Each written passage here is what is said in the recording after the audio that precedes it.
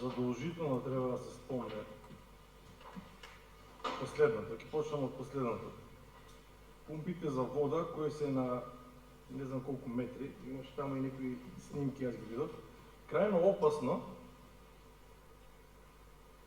опасно е и по комуналец, и за репутацијата на комуналец. Тука има и бивши вработени, и сегашни вработени, и членови на управен одбор, бивши и на надзорен одбор, и вие имате информација, а најверојатно и знаете од каде дува ветрот, кога некој манипулира со тоа да после 10 дена дожд имало некоја бара, а многу убаво знаете дека таа секојдневно таа пумпна станица, што е пумпна станица која што е специфична, секојдневно се проверува.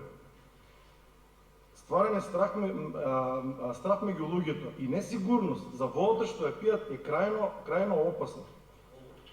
Од социјалните медиуми кои што вие ги не од вас.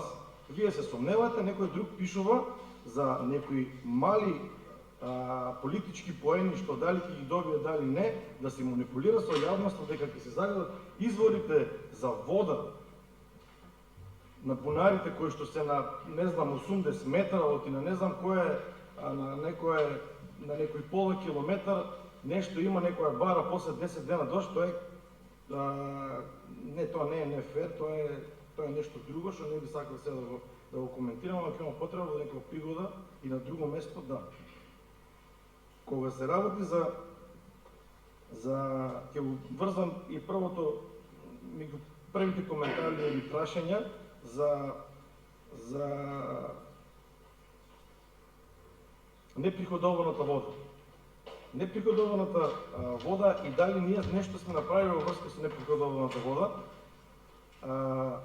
Во последните 3 години имат се сменето околу преку 2000 водомери, од кои што повеќето се со далечинско отчитување. И сега ќе инвестираме во неколку мерни станици со протокомери.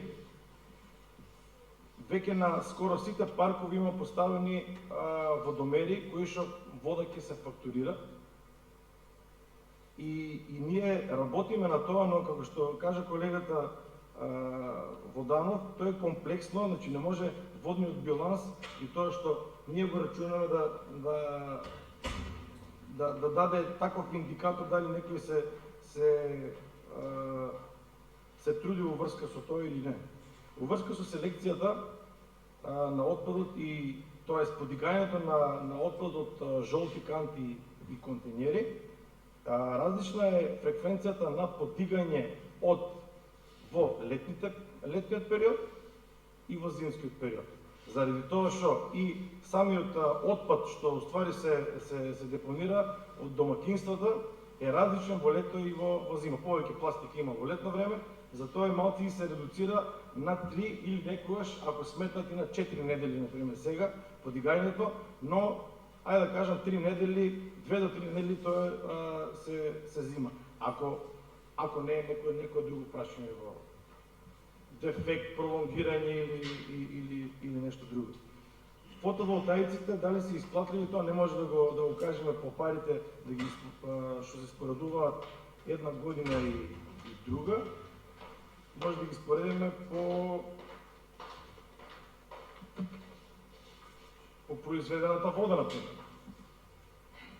2024 година имат се произведено 57.000 кубици повеќе за разлика од 2023 година. Ајде да не сега трупам со бројки, сума сумарум, некоја груба математика на годишно ниво. Во зависност од производството и потрошувачката на вода, ние имаме некои од 100 до 150 илјади киловати, треба да имаме, да кажам, покриено од фотоволтаиците, што воопшто не е за проценување. Сега малце е неблагодарно ако кажеме, ако е поскапа струјата, тогаш ќе исплатливост ќе биде многу поголема. Сега, например, 150.000 киловати по цена 40 денари што плаќавме 2022, е многу исплатливо. А ако е цената 6 денари, ќе биде малку исплатливо, ама фотоволтаиците служат и на некоја идна заштита од турбуленции на пазарот за струја. Зонското паркирање има приход, да. Тука и од оваа говорница има се кажува дека било дебакал, и сега не знам има приход или е дебакал. Јас мислам дека секој еден што сака да се паркира во не од вас, ама од оваа говорница има се кажува. Секој еден што сака да се паркира во најголемата гужва во градот има можност. Тоа по мене е индикатор дека нешто сме постигнали. Работиме со минимум вработени и мислам дека сме ефикасни и затоа имаме приход. Во врска со коментарот за општината. Разликата меѓу 2021 фактурирање према општините и 2022 и 2024 е многу различна.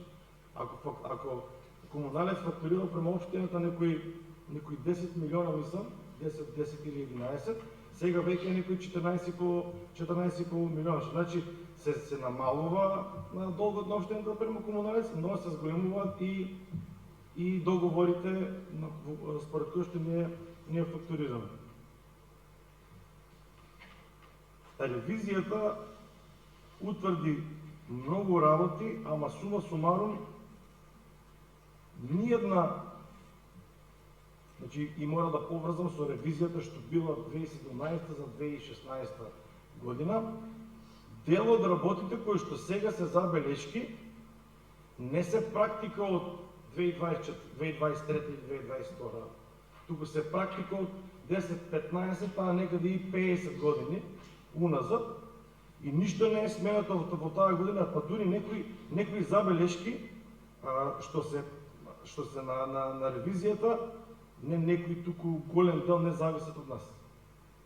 Пример, основачки влог. Ако има предпријатието се обрати на писмено до општината еднаш, два пати или не знам колку, може само се обрати. Тоа не зависи од нас, основачки влог. Пазарот беше завршен, тоест беше завршен кога ревизијата беше кај нас. Само во заклучно со извештајот влезе во тоа. Кога ќе се каже така паушално дека има и проблеми или забелешка со пописот, а уствари е некои сметководствени технички работи што најверојатно еден ревизор смета на овој начин, друг ревизор смета на друг начин. Пример, со пописот е дали кредитот од КЕВ е впишан во самиот попис или не.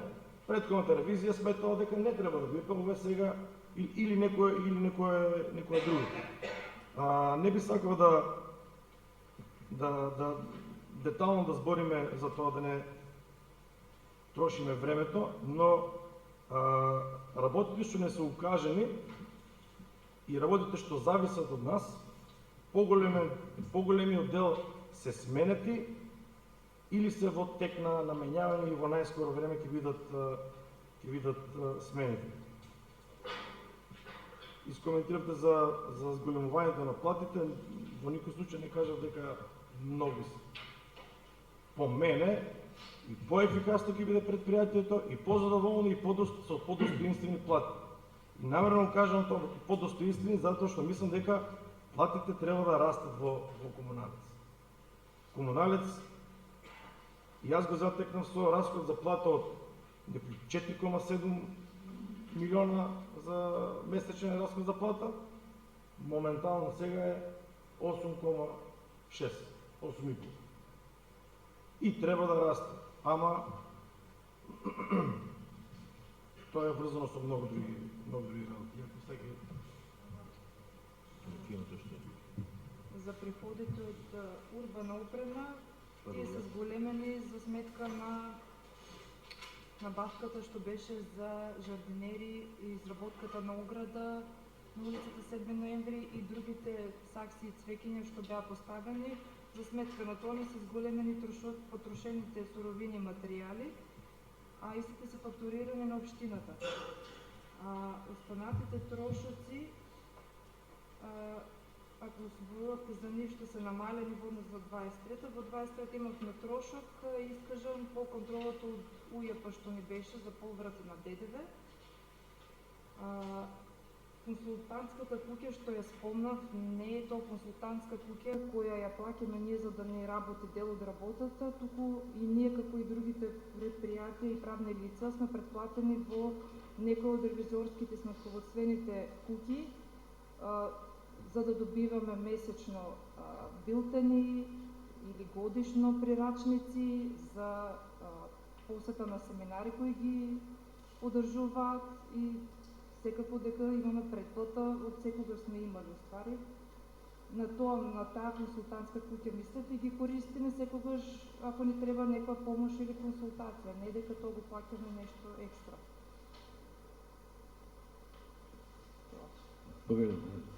Прво е Ристов. Колега Јованов, вие сте за дискусија? Прво јас ќе се јавам за дискусија, после мене ќе биете вие. Говорете.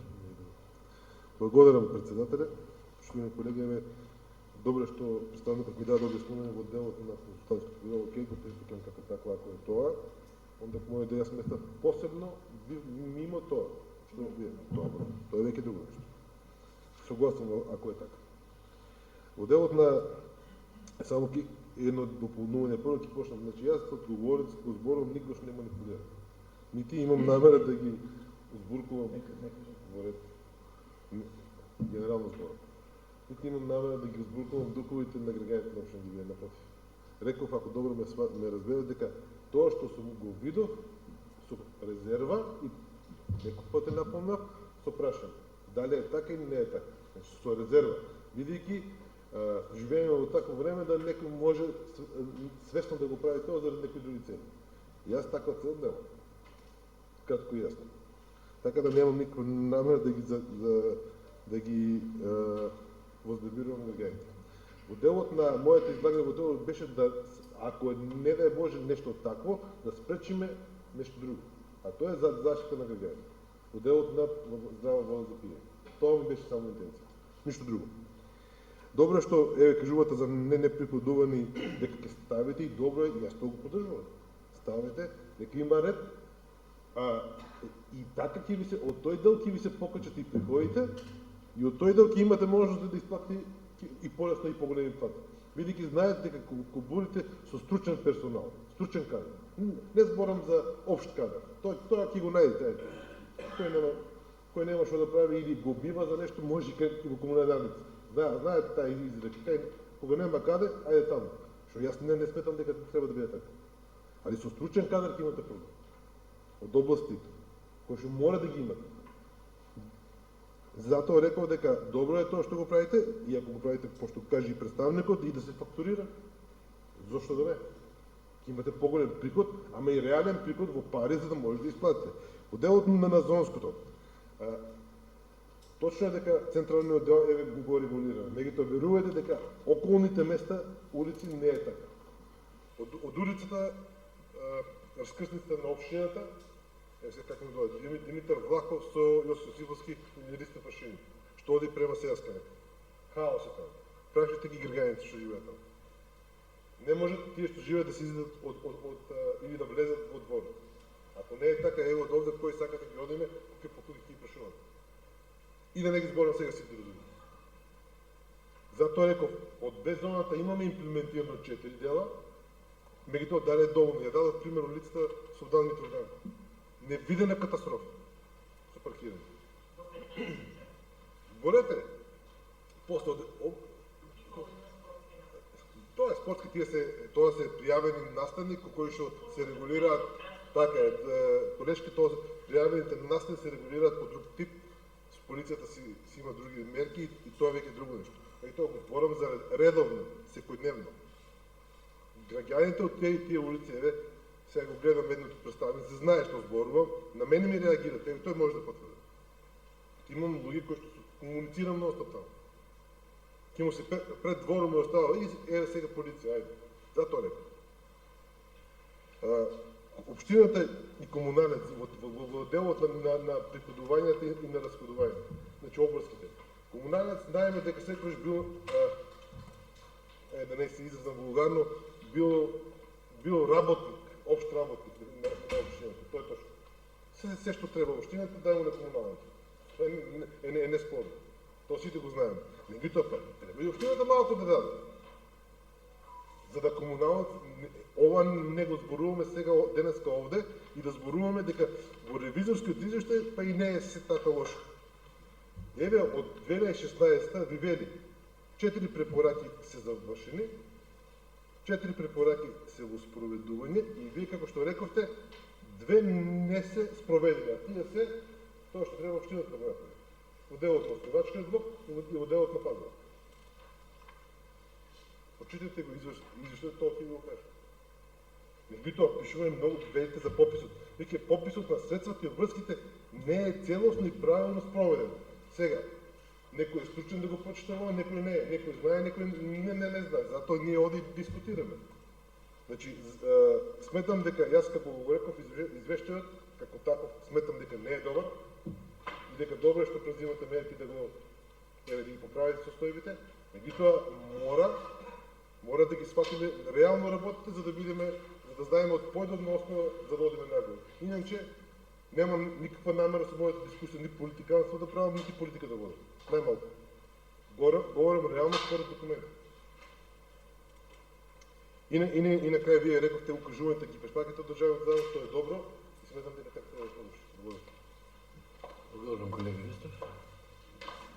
Ќе додадете нешто? Не.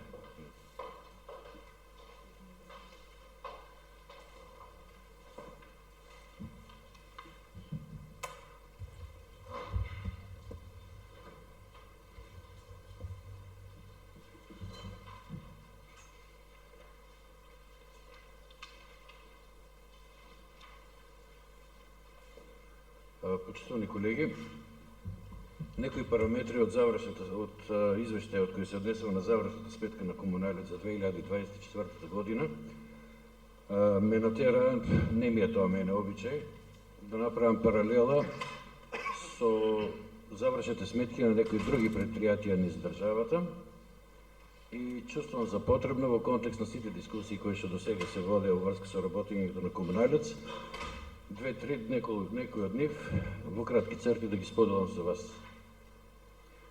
Се работи за една наша скоро соседна општина, која што има сериозно комунални предпријатија со долгогодишна традиција. Истото тоа предпријатие остварува приходи од пречистителна станица и од одведување на отпадни води и сето она што го правиме и ние тука во Гевгелија. Функционира во една респектабилна општина, 2 пати поголема од нашата, од Гевгелија. И она што, жал ми е што морам да го потенцирам, меѓутоа беше така нафрлено и ќе го потенцирам и тоа како факт, се работи за општина во која што стабилна локална власт имаме назад 2 децении општина Струмица. Завршната сметка завршена во плюс со не цели 5,8 милијади евра. Тоа е завршната сметка во Струмица. И за мене тоа беше една поразувачка информација. Меѓутоа, кога ја споредив со, да речеме, една крива паланка, таму комуналец ја завршува 24-та со загуба од 6.031.410 денари, скоро 1 милион евра. Верувајте, има и по-лоши. Нема сега понатаму да делам информации за сите предпријатија низ државата. Мислам дека реков доволно и поучно за повеќето од нас. Јас само ќе кажам дека пред комуналец Гевгелија, бидејќи проверив доста предпријатија кои се бават со слична дејност, ова е моја констатација, па нека ме дементира кој мисли дека може, е меѓу најдобрите во државата. Јас ќе кажам во првите 5 е сигурно. И тоа, после неколку часа дискусии тука, веројатно ќе има и уште малку потоа. И таа висока успешност на комуналец, според мене, се должи на умешното работење, ќе почнем од раководителите, дел од нив се тука, мораме да им изразиме благодарност, дел од нив се присутни тука, и секако најмногу на директорот, кој после веќе цели 3 години менеджирање со предпријатието, според мене во целост ја оправда довербата. Во годината зад нас, 2024-та, повторувам неколку пати потенцирано, Комуналец завршува со приходи вкупни 194,4 милиони, расходи вкупни 186,4, односно добивката е 8 милиони денари, цифра која што, повторувам, за најголем дел од предпријатијата широм Македонија е практично недостижна. Мисловна именка, фантазија. Мене ми беше интересно и задача, истовремено како советник, да изанализирам, да дојдам до некој заклучок мој, на што ова се должи. Овој резултат што го реализираше Комуналец во минатата година, и оно што за мене е посебно важно, да се даде одговор на прашањето дали можело, или, бидејќи сум човек кој постфестум многу не обраќа внимание, дали може во иднина да биде подобро. На што се должи резултатот, ми беше јасно и без многу детализирање, бидејќи стилот на работење на директорот и на раководителите после толку години, мислам дека добро го познавам, и нема да сгрешам ако речам дека двете главни карактеристики на работењето на актуелното раководство на предводено од директорот е воведувањето на иновативни решенија и она што е карактеристика што од самиот почеток на неговото превземање со раководење на ово предпријатие штедењето. По реченица 2, бидејќи неколку пати беше повторувано, ова раководство ги воведе фотоволтаиците, ученикот од истите неколку пати е потенциран, нема да повторувам. Ова локална самоуправа обезбеди дополнителна дејност на Комуналец преку зонското паркирање, кое што, ќе подсетам, тоа мислам дека не беше споменато, не почна одеднаш минатата година да се применува во сите зони, туку етапно, не почна од 1 јануари минатата година, и на крај го оствари овој резултат што го читаме во извештајот, 4,1 милион денари. Слободно може да се прогнозира дека приходите од оваа активност, само од оваа активност, во 25-та година песимистички треба да се очекуваат за 30% најмалку повеќе од колку што ги еве сега. И при носењето на одлуките поврзани со зонското паркирање, од тука одговорница, мислам дека и јас тоа го имам кажано, доколку се констатираат одредени недостатоци, не е никаков греф да истите во се коригираат и се поправаат, да биде функционално и за предпријатието, и за нормалното одвивање на сообраќајот и комоцијата на граѓаните на Гевгелија. Што се однесува до штедењето, некои цифри ми беше дури незгодни да ги читам. 82.000 трошоци за репрезентација. Предпријатие со 170 вработени, со раководен персонал не знам точно колку, оваа цифра prosječno семејство скоро ја троши. Имате 110.000 за дневници за службени патувања. Тоа значи пола од патувањата му се ненаплатени. Ако го погледнете целиот листник на трошици,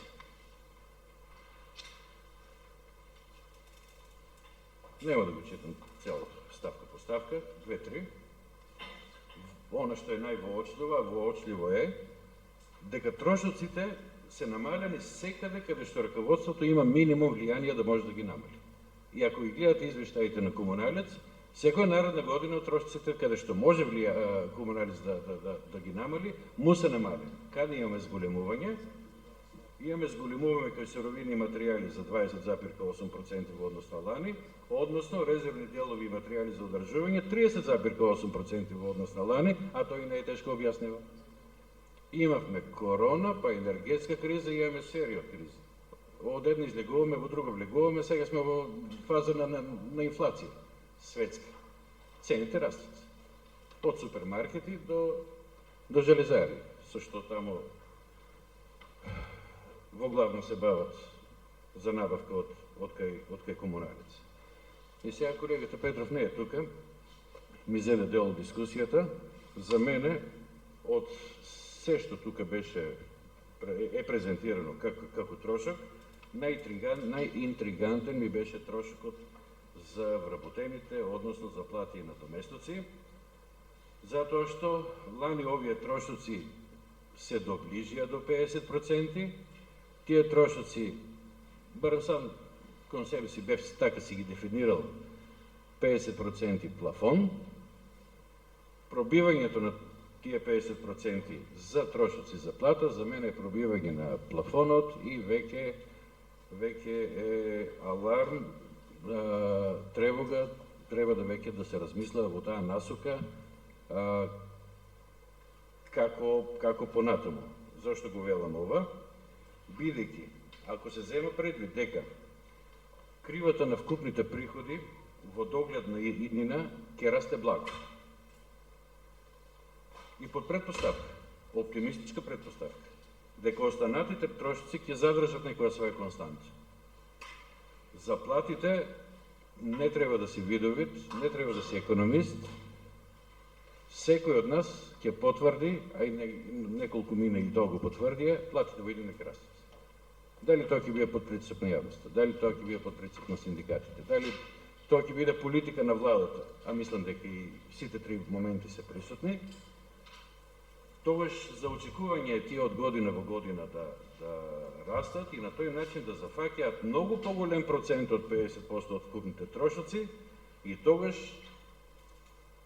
за скоро време може да дојдеме во ситуација да се запрашаме до кога оваа позитивна разлика помеѓу вкупни приходи и расходи кои што моментално ја остварува комуналец ќе биде доволна за да се задржи ова позитивно работење на предпријатието, односно да остане во плюс.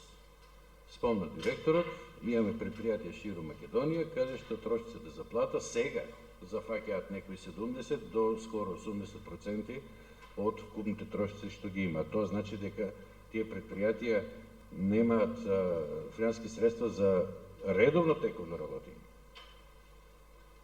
А ние зборуваме за развој. Од тука и моето прашање, кој гласно си го поставав, па сега го споделувам и со вас, како може да биде подобро?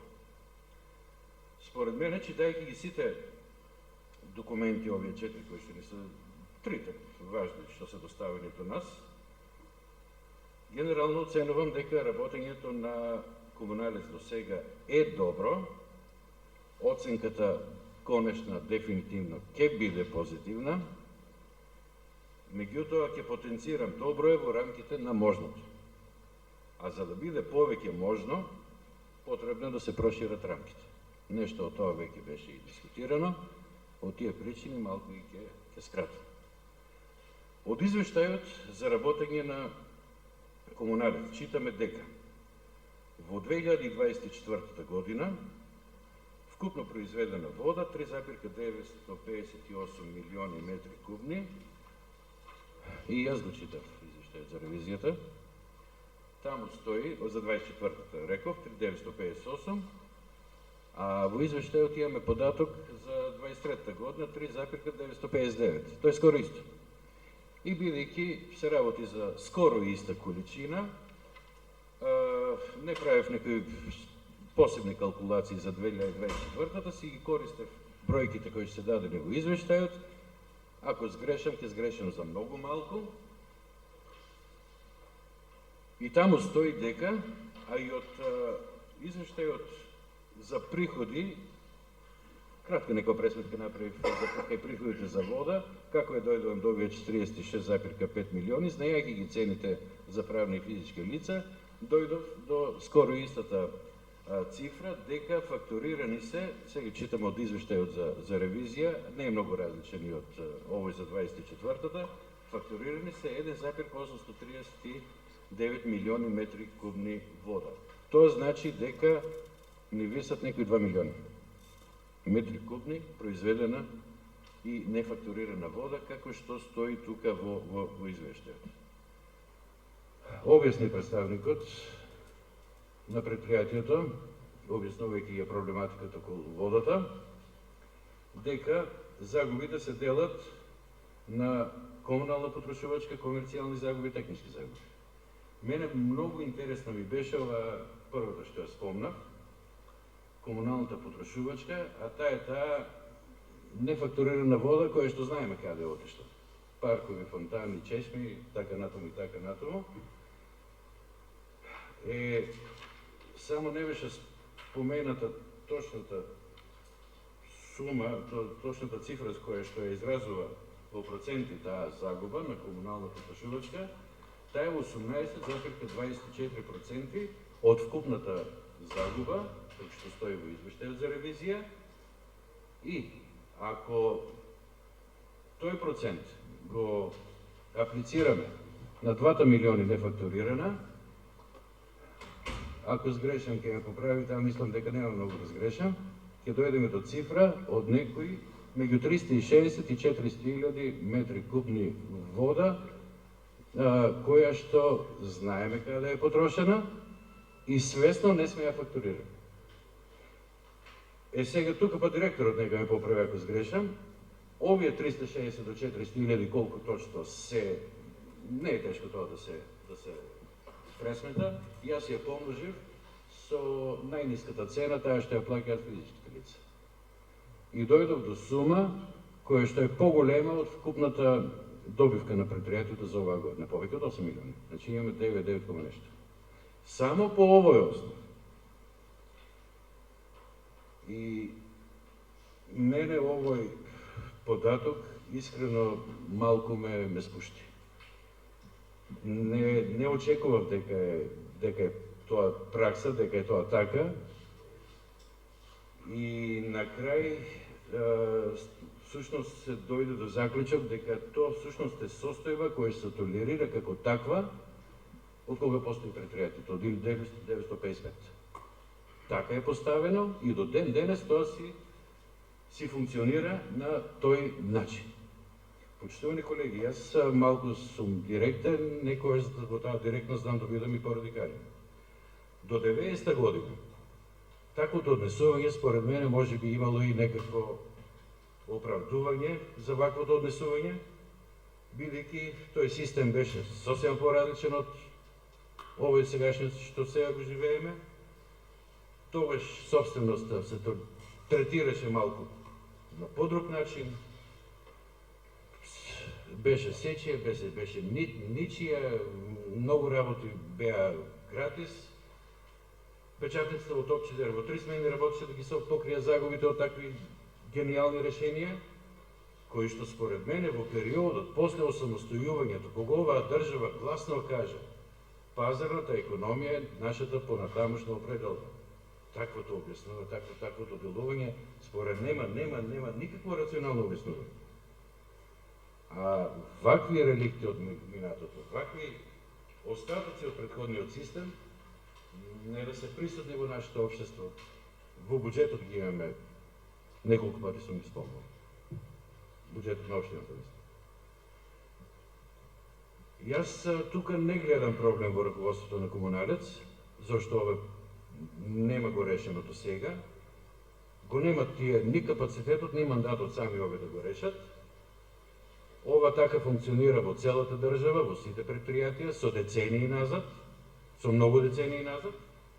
И јас мислам дека ова, како системски проблем, треба системот и да го реши. Конечно, само знам дека пазарната економија не препознава бесплатно, како поим не го препознава, секој производ, секоја услуга си има своја цена и истата треба да се плати и само по овој основ веќе предпријатието ќе пее друга песна. Многу кратко за останатите два типа на загуби и тие не се помалку интересни. Комуналната потрошувачка, веќе ја искоментиравме, вели комерцијални загуби учествуваат со процент, нема да го кажем, да си го прочитате, поголеми од овие за комуналната потрошувачка. а се однесува на нелегални приклучоци и така натаму и така натаму. Нелегални приклучоци, јас ќе ги искоментирам само со два збора: отсутство на институции. Точка. Техничките загуби, го слуша внимателно представникот на предпријатието. Многу е голем процентот со кои ќе учествуваат и мислам дека треба да биде приоритет број 1 во нивното понатамошно работење.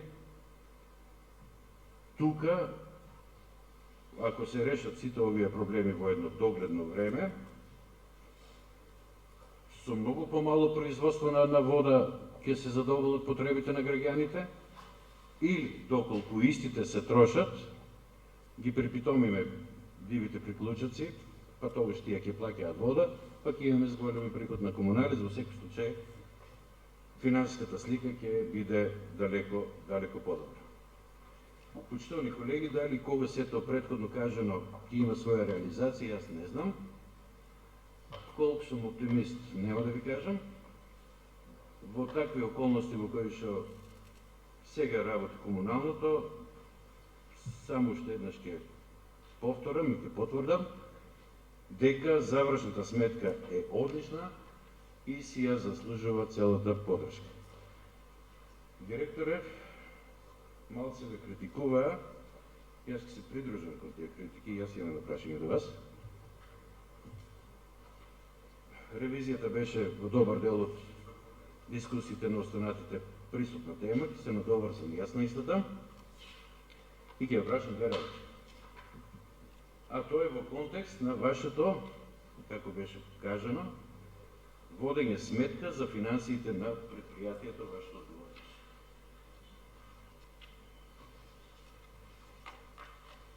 И сега околу финансиите на вашето предпријатие сакам да ви кажете, во ревизијата вели вака, дека во декември 2019 година комуналец позаемил на ФК Кожев 600.000 денари. Со рок на враќање од 12 месеци и истото е направено без одлука на управен одбор. Во рок од 12 месеци вратени се назад 300.000, за потоа во јануари 21 година уште еден нов договор да се склучи пак за финансиска позајмица од повторно 300.000, за пак да станат 600.000 и повторно без одлука на управен одбор. Значи, во претходниот период малку имаше критика кон работењето на управните надзорните одбори сегашни. Јас од овде можам да видам дека во комуналец, особено во претходниот период, нешто се алергични на управни одбори. Или ги игнорираат, или како во детската градинка им се нелегитимни. Ќе ги вратите ли овие 600.000 за на крај да заклучиме дека добивката на комуналец е 8,6 милиони, не само 8. И не му одговоривте на колегата Митров. Не мори и мене ако оцените дека нема потреба, меѓутоа мене ме интересира судбината на овие 4 милиони од 2021 година, фамозно појавена и испливана фактура. Овие 4 милиона ја прават завршната сметка по-лоша или не треба воопшто да ја земеме во предвид? Од каде се појавува, зошто сега и како е постапено со истото? Еве тоа е било од мене. Благодарам.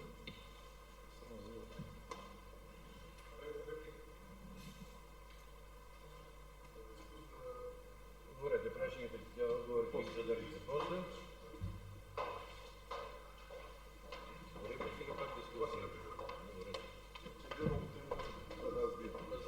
Да, благодарам председателя на реплика до вас. Ќе почнем од прво мојата дискусија која што ја имав пред два пати не беше ни малку политичка за разлика од вашата. Стрикта политичка и ќе ви кажам и зошто. Почнувајќи од последните 4 милиони, како се вели таа фактура, што вашиот председател на владата, тоест на нашата држава, се стикаше таму баш на тоа место, баш на таа фактура. Втора работа. Зборувате за две комунални предпријатија, сега ќе одам по-конкретно, две комунални предпријатија, Струмица и Криво Паланка, по некоја случајност, кај што се граничавници од СДСМ. Во Струмица видите дека е 5.000 евра во плюс, а во Комуналец во Крива Паланка 6 милиони денари во минус. И зашто не зборувате за Битово за 2,5 милиони евра во минус? Таму од кој е градоначалникот таму? Од ДПМН. Или да збориме за Прилеп, збориме за Велес, за Штип. По колку милиони евра се во минус? Овие барам се во илјади. Тие се во милиони евра. Затоа реков дека вашата дискусија ја премина културното однесување во делот на политика. Јас не зборав политички, зборав само по материјалите. Во делот на дневниците што верите, еве во мојата институција кај што јас работам нема дневници. И додиме во Скопје на состанок на било што нема дневници. Толку. Не може да има и во Комуналец. Кога нема во агенција за вработување, не може да има и таму. Паралела е ова. Инфлација. И сега зборувате за корона и енергетска криза. А допред некоја време, кога не бевте председател на Совет, тоа не го зборувате. Кога ние би го зборувавме ово. Оти некој функционираше во затворена држава. Затворени граници, затворено стопанство, затворено се, затворена индустрија. Не можеше ни пирен да прелета од граница. Односно имаше политички час, не можеше од дома да се излезе во државата. Така што понесува и ја издекува државата. Како што е. Ова е веќе политички, бидејќи вие тоа ме натерате. Не јас. Зборите за зонско постапување за фотоволтаици. Точно и јас реков. Затоа прашав што со фотоволтаици, кој е бенефитот, директорот ми даде одговор, го прифатив како таков и готово. Меѓутоа, постои само прашање. Меѓутоа прашав, каде е камионот што го донесе претходното раководство, каде ше опремата за расчистување на смет, каде е катапиларот, каде е ред други работи кои што беа во тие 4 години. Еве, ръководителите се овде присутни знаат. Тоа се донесе во тој период. Јас во никој случај, ниеден од нив не ги нападна во мојот говор, кој беа свесни, само поставува прашање и констатации, бидејќи знам за Комуналец, бев член на управно до 5 години. Ај сега за војна вистината и уште 8 тука во седите во Совет. И така да никаква аномалија спрема ръководителите, апсолутно не. Во делот на платите зборувате дека сте запрепастени од тикоди на над 50% и бе, како се пробива тој во ред. Еве сега, не сакав да зборувам, сега ќе ви кажам. Да, сега има 94 милиони денари за плати. Ама знаете колку е бруто вода, канализација, пречистителна станица и гюбретарина? Не гюбретарина. И тие 4 работи. Над 31 дена, 32. Знаете колку беше пред 2 години? 24%. 24 дена. 25. Ама има разлики во приходот. Знаете колку беше гюбертарината кога ја покачивте дупло? 100% на... Колега Ристов, мојата дискусија траеше 15 минути. Ова е моја реплика на вас. Ова не е реплика. Во делот на платите, само тоа ви кажам. Вие цел дискусија парче. Не, ќе ви кажам. Вашата реплика е 3 минути на вашето прикажување. Јас немав намера. Селете си дискусија. Не, јас имам само реплика. А по ова реплика што е дискусијата? Ќе ви кажам. Се покачи за 100% за правните и 60% за физички лица. Ама и тоа е приход на Комуналец. Ова не е таа нешто до представници, до вас. Затоа зборувам за реплика. Толку. Значи, затоа јас немав намера да зборувам политички, зборував само по материјалите од седница. Вие сакавте политички да... Говорете. Само момент. Имаше прашање. Не, вие сте за дискусија, Ристо беше за реплика, а пред да имате дискусија, одговор од директорот на прашањето кој му беа поставили. Пред да продолжи директорот Атанасов е за дискусија. Значи, после директорот сте Јованов, па Атанасов. Така.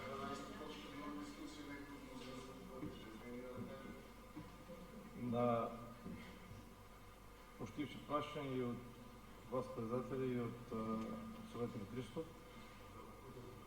Моле? Не, од мене беше. Од мене имаше 2. Окей. Во врска со позајмницата, тоа е забелешката во ревизијата за позајмницата која што е исплатена 2019, т.е. неколку години поред, без одлука на управен, има подпишано договор и договор на рати кои што се плаќа редовно. Во врска со фактурата од мислам дека беше 4,2 милиона, таа фактура беше книжена, може и вече тука подобро да објасни. Значи фактурата во 2021 година не е примена од општината, вратена од општината, во кое што ние таа си ја движиме како приход, но општината не и беше расход и тоа се до пред некое време по насока на ревизијата, ама можете да колешка да каже по-детално. Само да спомнам, не е тоа прашање на желба дали ние сакаме или не сакаме дневници да исплаќаме, тоа е наша заказка обврска и нема ни да се осудиме ние да направиме нешто за после тоа да имаме судски спор. Јас мислам дека е неправилно кај вас, правилно е во комуналната.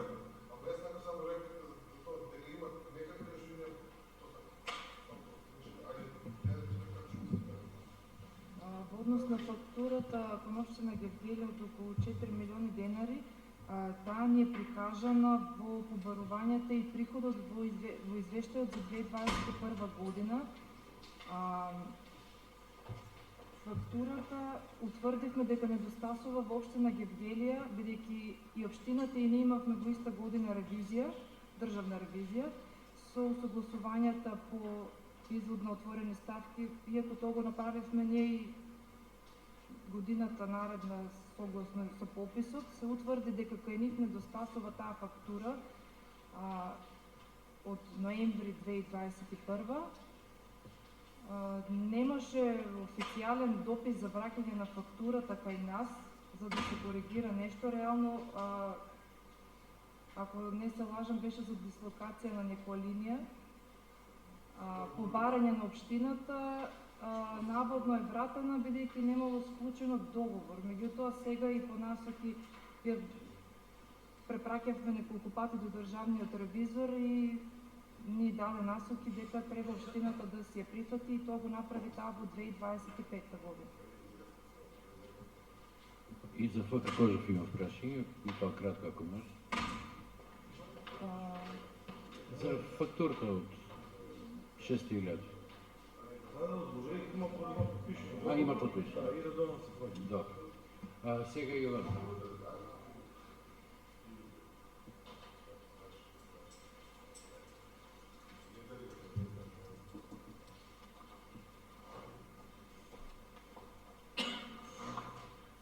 Почитувани советници, почитуван председател, почитувани представници од Комуналец.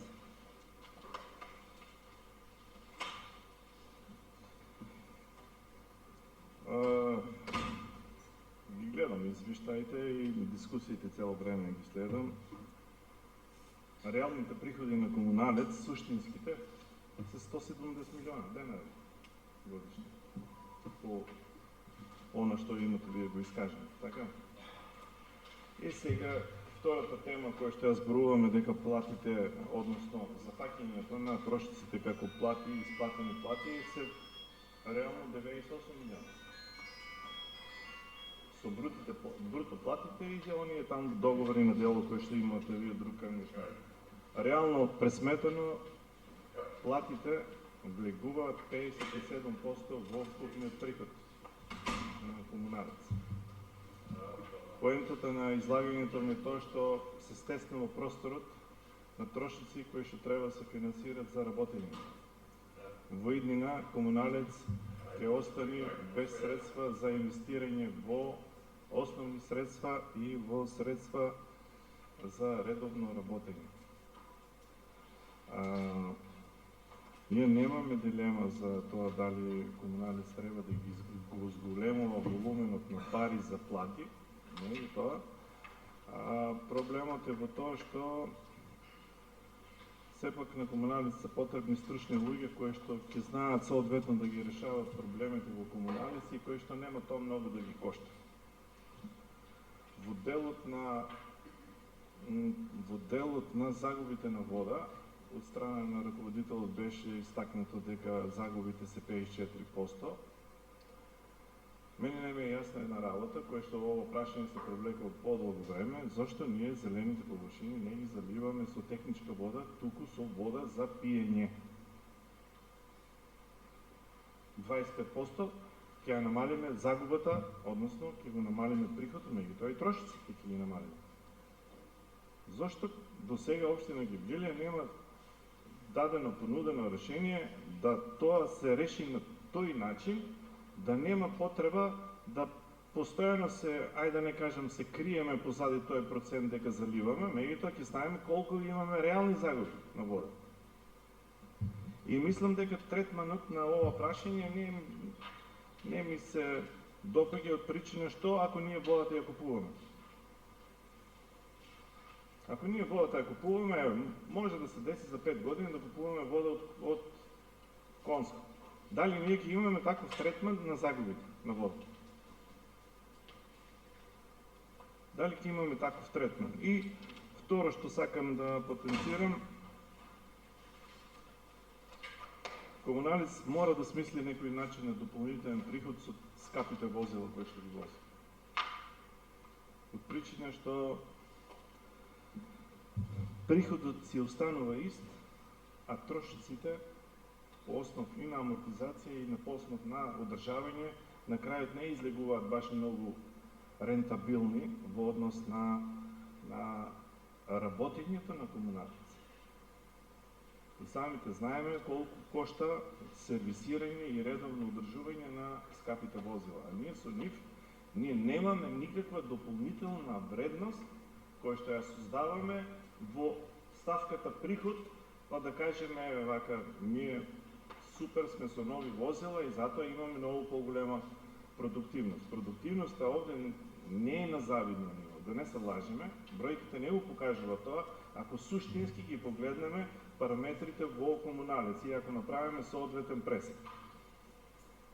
Приходот не е за коментар, кој што сега цело време се објаснуваме дали сме во добивка или во загуба. Ако ги отстраниме некои работи, веднаш ќе се види комуналец колку рентабилно работи. И на кој начин и кои трошоци, со кој процент агресивно зафаќаат во работењето на приходот.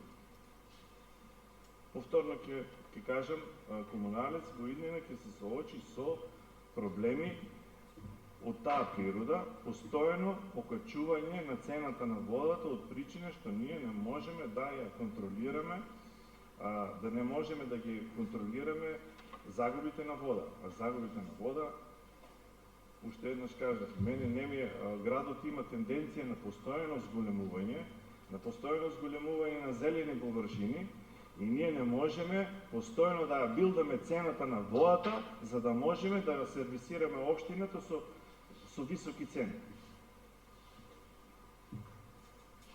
Толку имаме. Фала. Благодарам. Ке има одговор некој коментар? Не. Атанасов.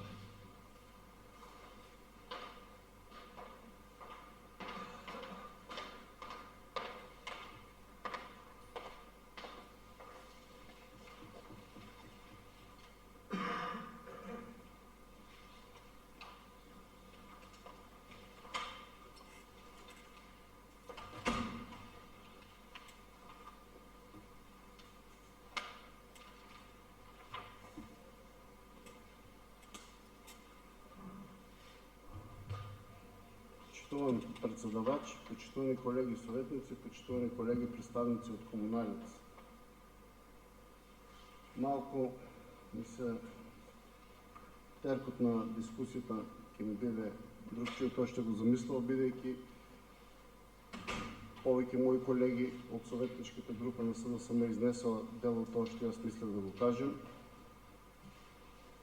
И имам честа да зборувам после председавачот како единствен дискутант до сега со дискусија по овие 4 точки. И ќе почнам со неговото прашање. Како подобро? Подобро ќе биде кога сите реално ќе погледнеме во извештаите на комуналец, во работата на комуналец и ќе се залагаме тоа да биде најдобро, не во топ 5, туку во топ 3 прво да биде во државата како што беше во едни други години.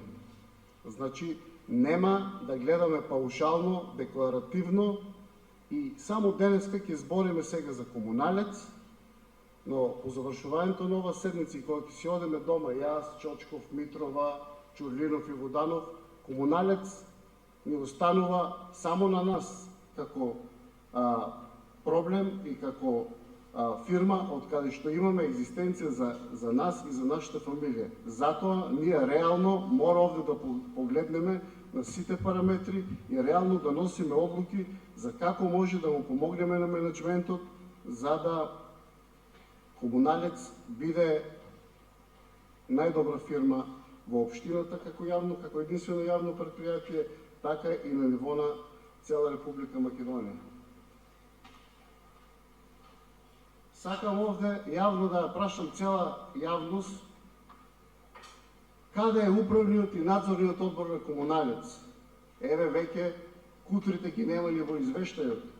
Ги имаше колку седници одржале годишно, дали биле 3 или 4 члена, колку пати тие донеселе позитивно мислење, колку пати одобриле, а никаде ги нема, не удостоја ниту еднаш, значи повторувам, ниту еднаш во овие 3,5 години со нивното присуство овде на седница на Совет. И ние советниците, како и за сите работи во општина Гевгелија, сите кренавме рака за тие да земат поголеми паушали. Ќе ја цитирам споредбата од 23 и 24 година. Во 23-та зеле 283 или 335 денари, во 24-та година 485.563 денари. Плюс 68,7%.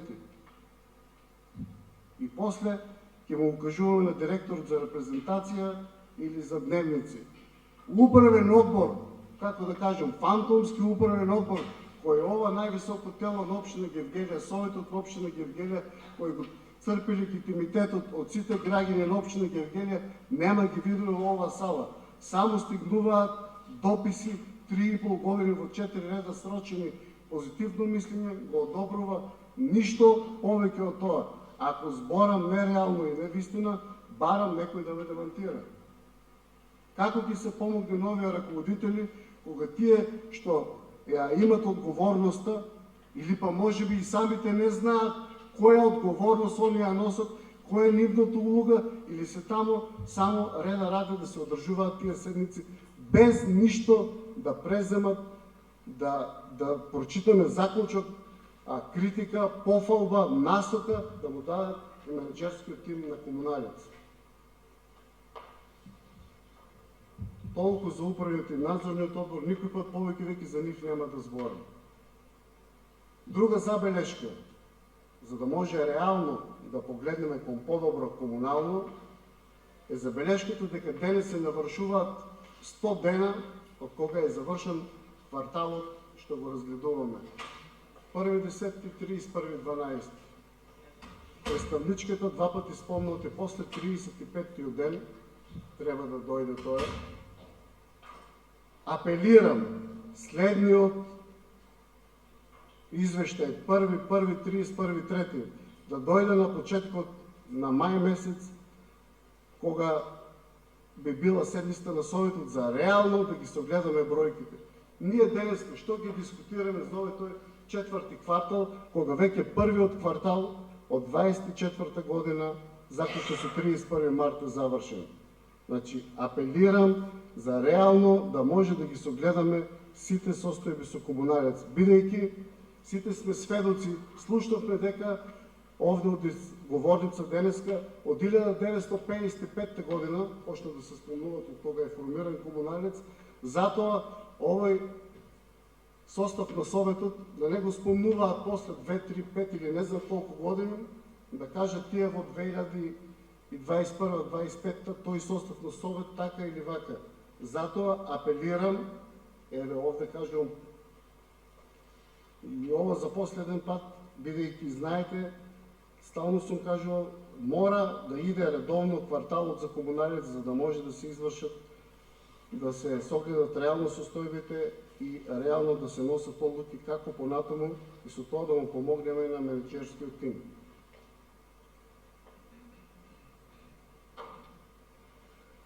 Кога сме веќе кај бројките, кога веќе се спомнаа платите и кога се спомна и ревизорскиот извештај, јас сакам овде од говорница да презентирам бројки како било за да дојдеме до денешните бројки што ги имаме во оваа завршна сметка. Во 2018 година, 2 мај, кога се извршило примопредавање, кога менаџерот на Комуналец му ја предаде со завршување на неговиот мандат на следниот директор, на сметките имаше 1.500.000 денари, а за априлската плата треба 4.300.000. Доспеани обврски 3.205.468, вкупни обврски 5.332.000. Вредноста на основните средства била 93.529.013 денари. На следното примопредавање на 20 декември 2021 година, ве молам, слушайте ги убаво бројките, на трансакционните сметки имало 5.604.705 денари, а за плата околу 5 милиони денари, точно не знам колку. Доспеани обврски на 20 декември 2021 година 548.692 денари, вкупни обврски 4.922.842 денари и кредитот од КАЕВ и претходно и сега не ги спомнам, и тоа редовно се плаќат ратите. И за разлика од 2 мај 2018 година, кога основните средства били само 93 милиони денари, основните средства на 20 декември 2021 биле ни повеќе ни помалку 598.196.607 денари. Многу се близко до денешните основни средства 585.400.000 денари, имајќи во предвид дека денеска тоа го увидов, не знајајќи, Комуналец, Гевгелија има и нов сектор, тоа се вика државен ревизор.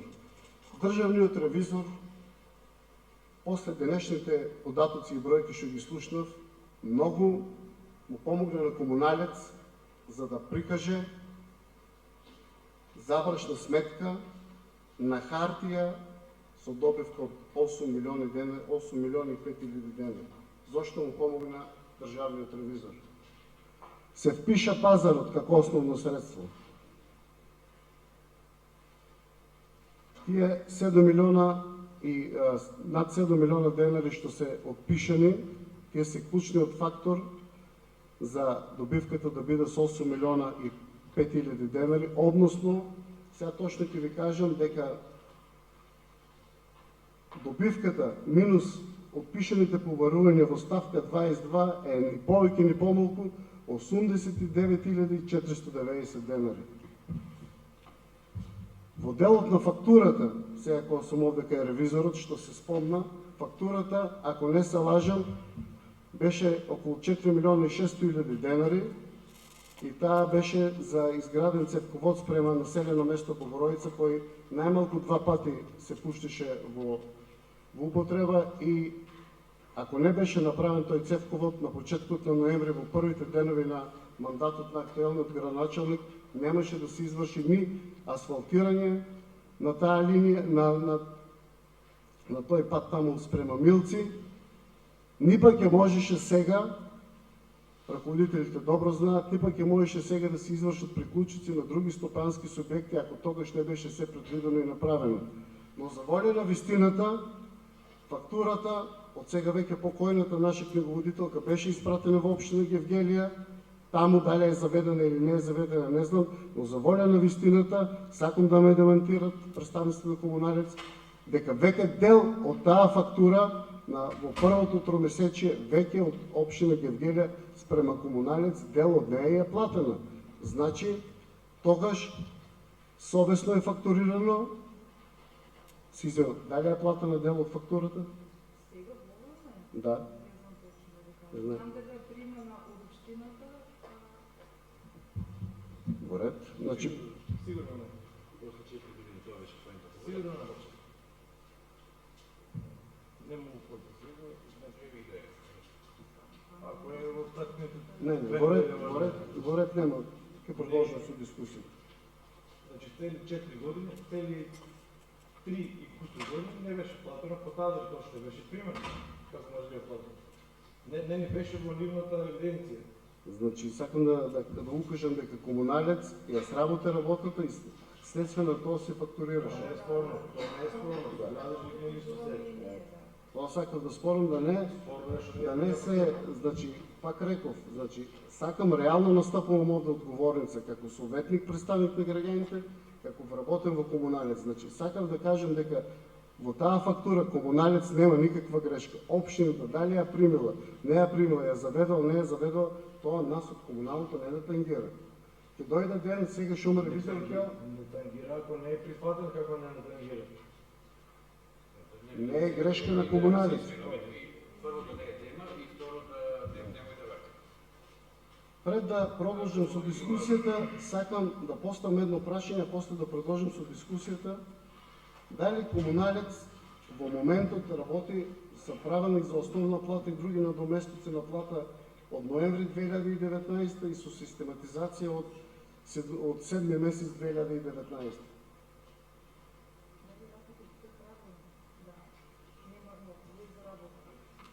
Добро, бидејќи да не манипулирам со јавноста, тоа сакам да прашам, дали работи по тие правилници и систематизација од 2019 година. Беше спомнато овде како една од точките за платите, за структурата на платите во комуналец, колку проценти се, дали се високи, не се високи, дали се мали, дали треба да се задржи стручниот кадар и така натаму. Повеќе дискусии. Се спомнах дека поради неспроведување на законите 333.000 имало заплаќање спрема судски предмети. Јас овде јавно одговорница сакам да прашам. Дали последната плата на комуналец исплатена во месец март е според општиот колективен договор за комунални дејности? Дали раководството на АТКОМ, Сдруженијето на комуналните предпријатија, се обрати до репрезентативните синдикати и дали доби одговор дали треба да исплати плата зголемена според општиот колективен договор што е подпишан од владата и од синдикатите и кој требаше да се применува со мартовската плата за 2025 година. За тоа ќе барам да добијам одговор кога ќе завршам со дискусијата.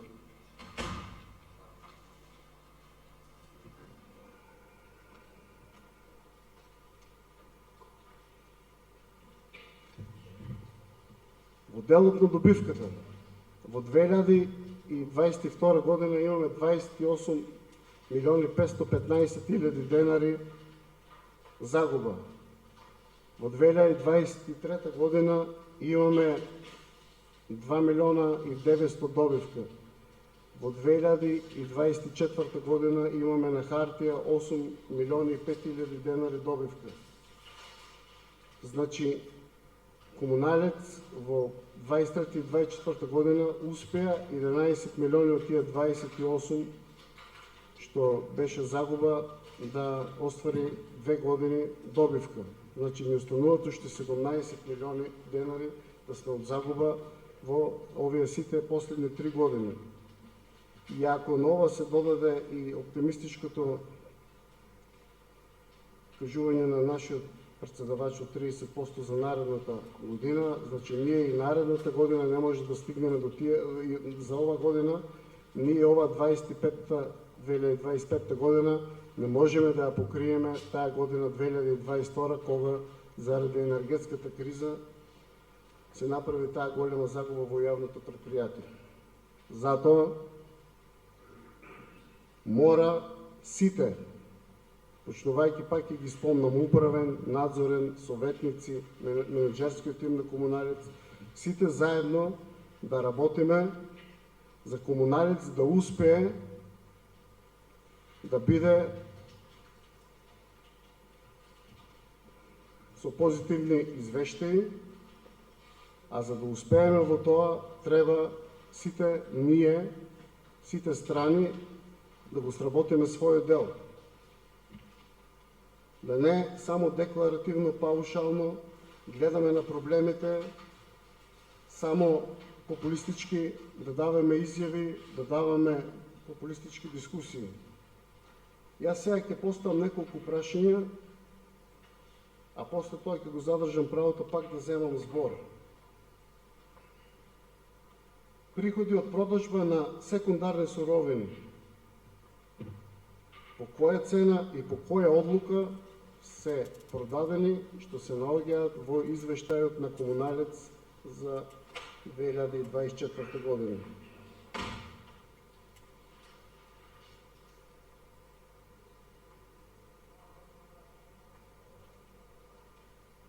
Депонијата на Ново Конјско, дали има техничка вода?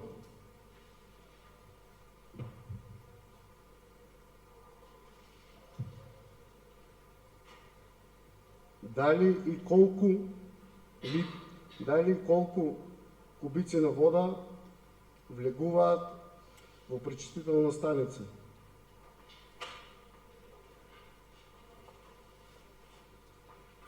Колку чини уредувањето на улица 7 ноември и дали е тоа вистина дека Комуналец и Општина Гевгелија заедно платиле по 526.000 денари за тие жардинери. Податокот е од предходни седмици одвработен во Општина Гевгелија од сектор за урбанизам. Кажа дека заедно се по пола е платена таа фактура за улица 7 ноември. Се спомна и други прашања што успеа во текот на дискусиите. Сакам да прашам и колку вода точно во кубици се произведува и дали има точен податок.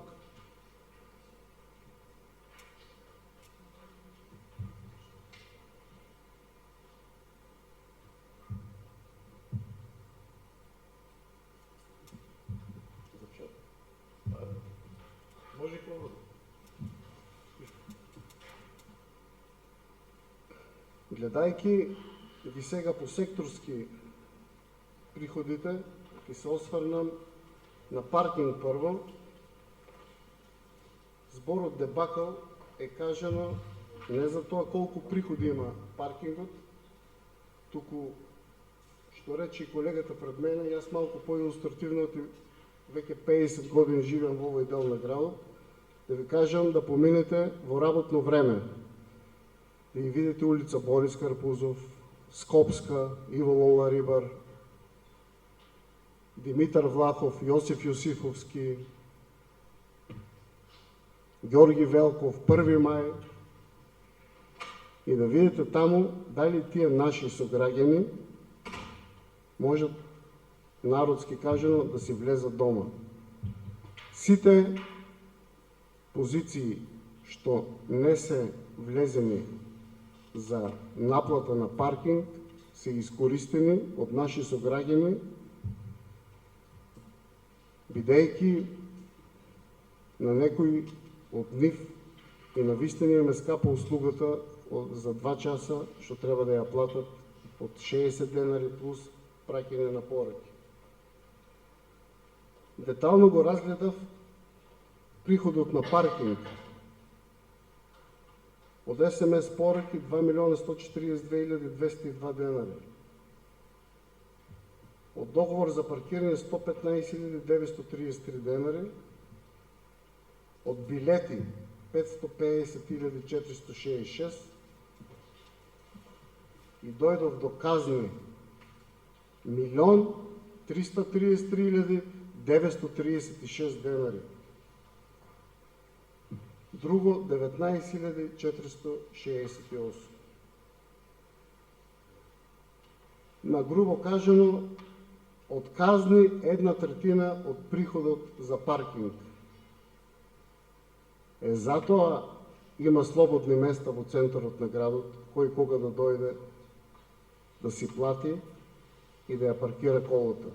Секоја чест на тие четворица вработени кои се мобилни, кои пристигнуваат на сите улици, кои се наши колеги кои честно си го заработуваат левот, но ова од казни 1.333.936 за град како Гевгелија, кој што има транзитни туристи и од нашите јужни соседи, мислам дека треба да се направи добро, да се погледне што е причината, зошто 1/3 од приходите за паркинг се од казни.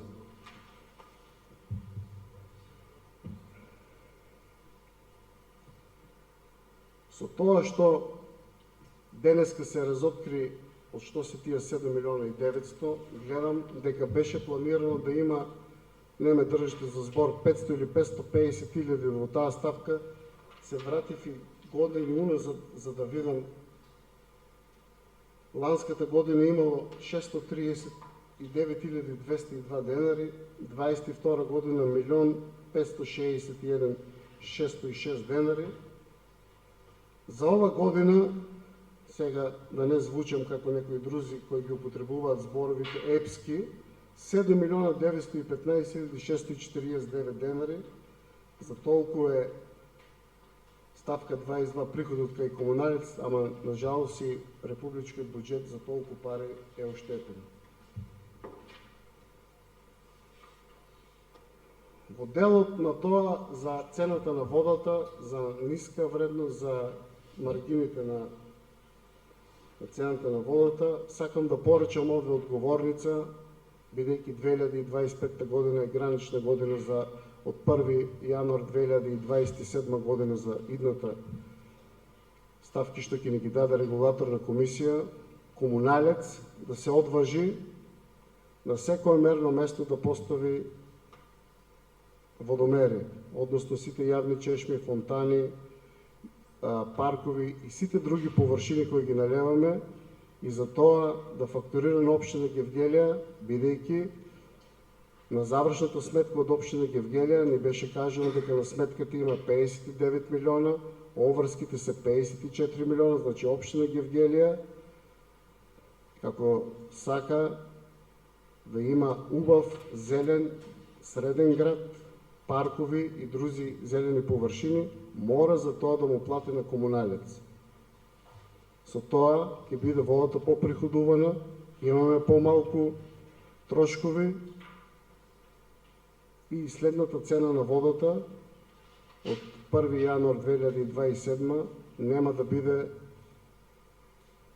драстично покачена. Во делот на од другите дискусии и одговори што имаше за препомната станица за мрзенци, дајте да се изработи проект, да се направи идејно решение, да се увиде што е проблемот таму и таа станица да биде како што треба да биде. Дали треба да се прошири линијата, дали треба да се смени трасата, дали трасата е веќе оштетена од некое возило или од нешто друго, или од сите овие години, бидејќи знаеме дека таа во 2016 година, кога се пушти во употреба, го знаеме мислењето и на тогашните одговорни во комуналец и од општина, без малку таа се пушти така без завршеток, но тоа е веќе позади нас. Еве, нема да плаќаме по 515.000 денари за доснети камати и за било што. Јас еве сега, секој разумен човек, кој ќе ги види бројките, самиот ќе се запраша. Како е можно да имаме 8 милиона добивка, а 515.000 денари да платиме камата за задоснети плаќања? Значи, ние, кога може да отделиме такви средства за такви плаќања, можеме да ја направиме и таа препумпна станица таму, еднаш за секој пат, и да биде во функција, и да нема излевање, и да нема дополнителни трошкови, и да биде животната средина загадена.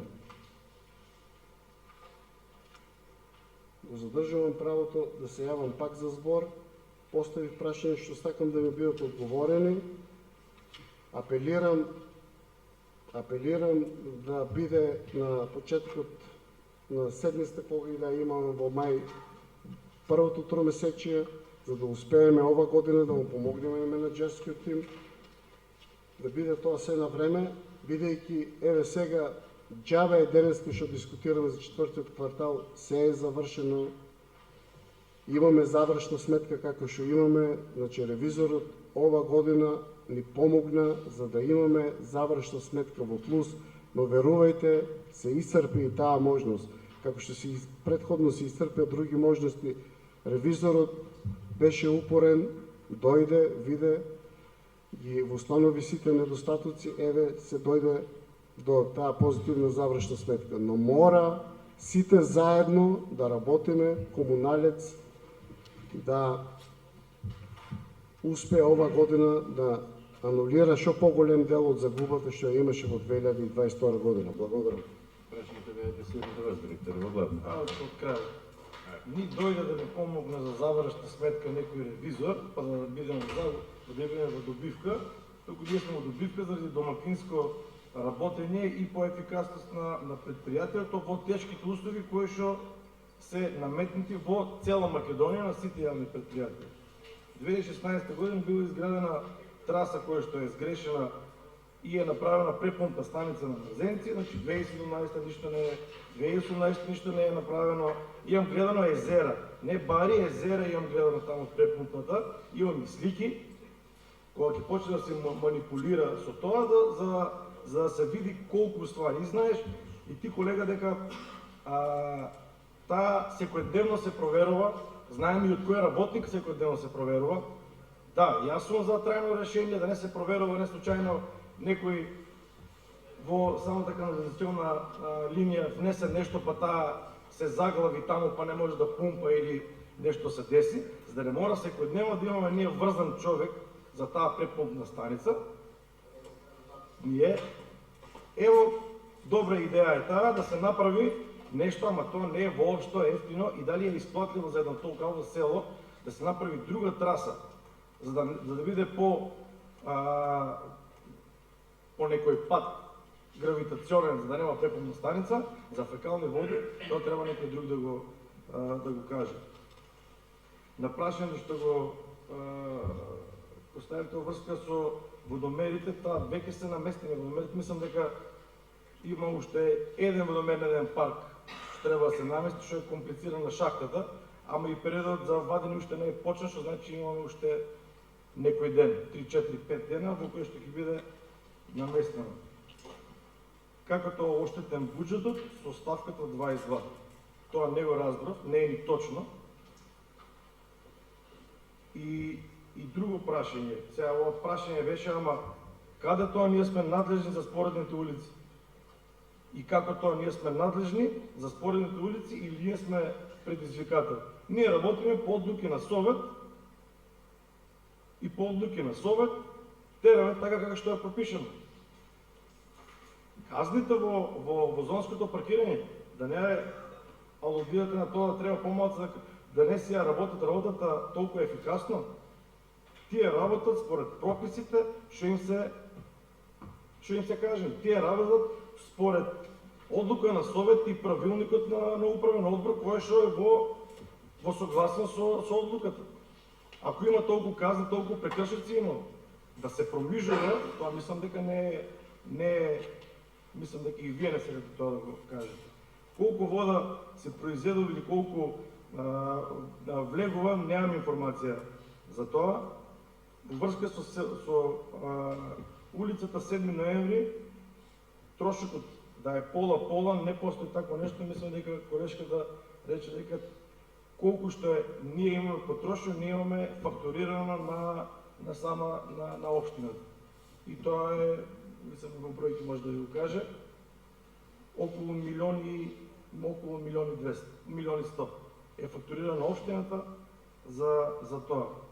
Да, на депонијата има техничка вода, има бушотина, спомнав дека инвестирате во бушотина и сега секое едно подпалување и подметување на пожар ќе биде решено со таа техничка вода и ќе ги оневозможиме тие пиромани или подбуцнати од некои други интереси, што сака да направи штета на цело општество, нема да биде возможно тоа.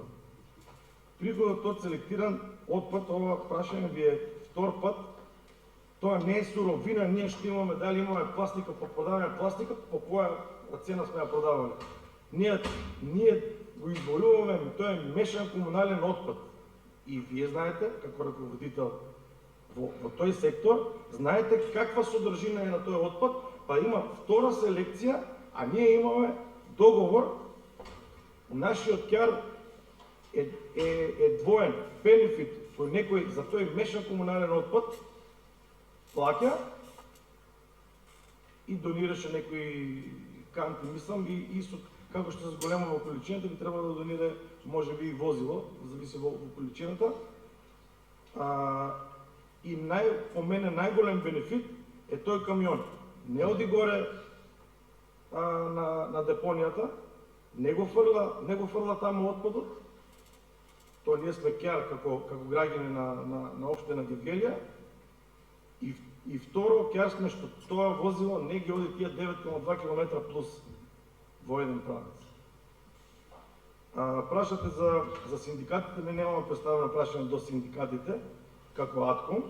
АТКОМ служи за помагање во исполнување на законските обврски во советодавно, и затоа тие прашања се во овој момент 98% може од предпријатията исплатија плата минимална со доплата или минимална линеарна.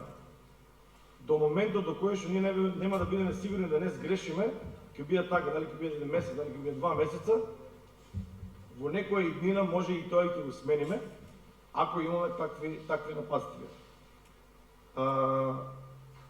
Не фер е да се прави компарација на платата, колку имало после плата. Ние дадовме плата пред некој ден, денеска имаме 2,9 милиона, но тоа ништо не значи. Дали имаме на сметката и колку има сметка. Или па ако некоја весела математика и јас си направам дека ако 4,7 милиона било платата 40 месеци од кога, пример, јас сум таму, по 4 милиона што сега ги даваме фазда, тие се некои си бајки. Тоа нема врска со реалноста. И друго сакам да прашам на крајот, пошто може не сум пратил, може не знам, колку пати претходно управениот одбор или надзорниот или председател на управен или председател на надзора има присуствувано на советот на како? Да, ама може да биде повикан, дали бил повикан? Ама ние не збориме за обврска. Океј, ние збориме за помошта што може да даде и консултација за тоа. Тогаш не бил помош и тогаш може да даде помош. Ама повикајте ви, ако смета дека треба да дадете, нека дадете. Заокружуваме веќе дискусија или Атанасов има подпрашање?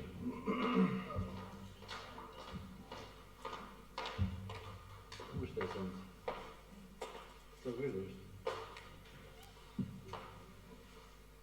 Повикување на управниот и надзорниот одбор направено од одговорница, не знам што повеќе за да ги повикаме.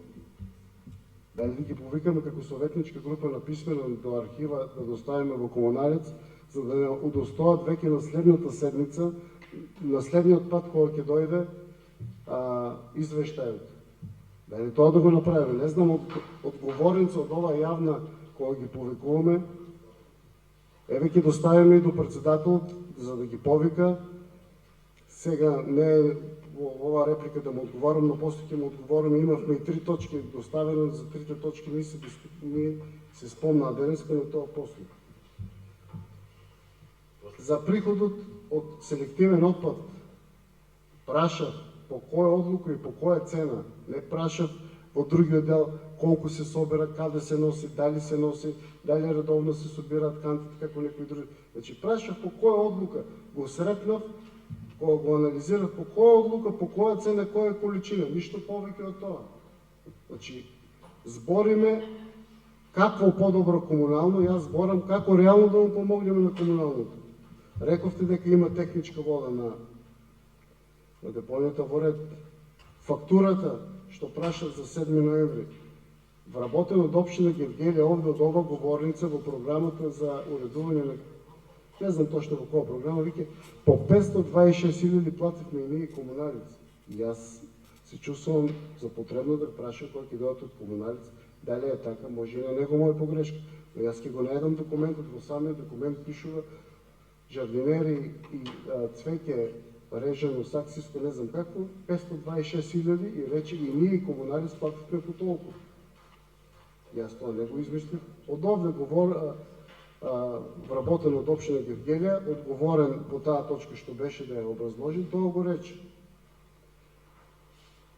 За зонското паркирање, ги спомнав улиците во близина, бидејќи граѓаните да се паркират, а да не платат, да го избегнат тие зона А, се паркират во соседните улици, не се паркираат во тие улици кои и така се тесни, и затоа го реков тоа и пак ќе повторам. Зонското паркирање требаше да биде решавање на проблемот, а не стварање на поголем проблем на одреден број на наши сограѓани кои гравитираат околу зона А. Очекував да бидат пуштени другите зони, да се растерети тоа. Тоа не се случи. Понудивме како советничка група да се намали цената, имајќи во предвид во други градови низ Републиката, колку но и тоа предлог мнозинството на Советот ни го одби. Дале исплатливо за мрзенци, за преполната станица да се санира, да се направи, било што се да се среди тоа, да, исплатливо е. Исплатливо е, ако треба комуналец од друго ќе заштеди, тоа мора да го направиме за заштита на животната средина и за тоа таму да не се ствара таа, како што рече ти, езеро, бара од вода, да не се ствара и таа после со себе повлекува и други работи. Не добив одговор на само едно прашање, но ќе се оставам тоа како советничко прашање. Благодарам. Благодарам, Иван.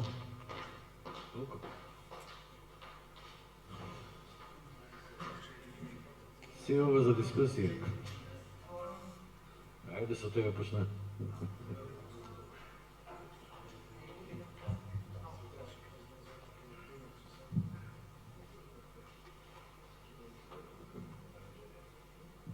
Не добив одговор на прашањето зошто го нема годишниот извештај за работа на надзорниот и на управниот одбор.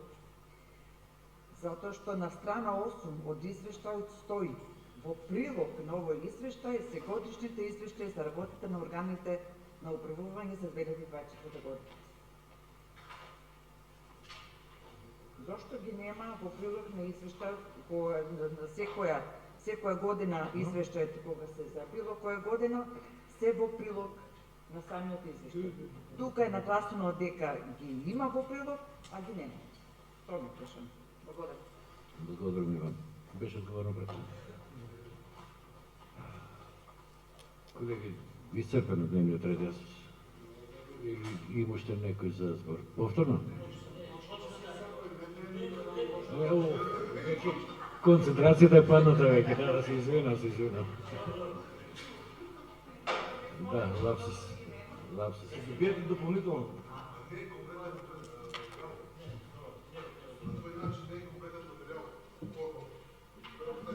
И добивте одговор, исцрпена е дискусијата по овие 4 точки. Истите, им се заблагодарувам на представниците на комуналите за нивното присуство, а ние ќе продолжиме со гласање по истите.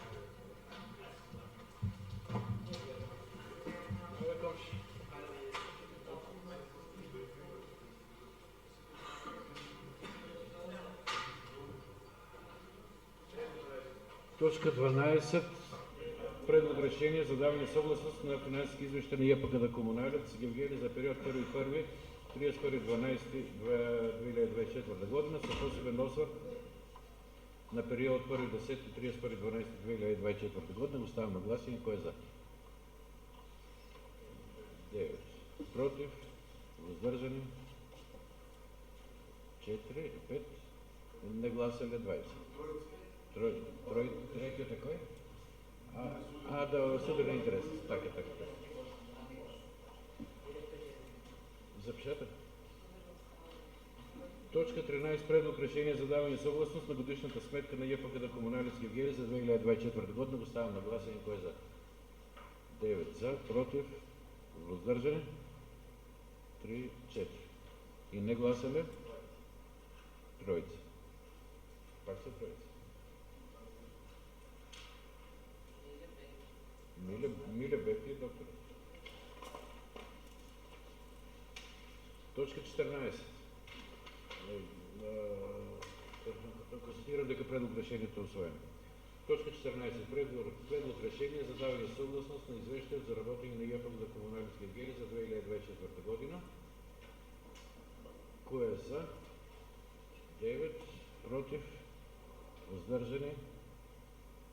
1, 2, 3. И не гласали 4. Констатирам дека предлог решението е усвоено. И точка 15. Предлог решение за даване съгласност на одлуката за разпоредување на нето добивка на ЕПК Комуналец за Гевгели за 2024 година. Оставаме гласение. Кой е за? 9. Против? Нема да гласите въобще. 9 за и 7 не гласали. Констатирам дека предлог решението е усвоено. И предлагам пауза от 10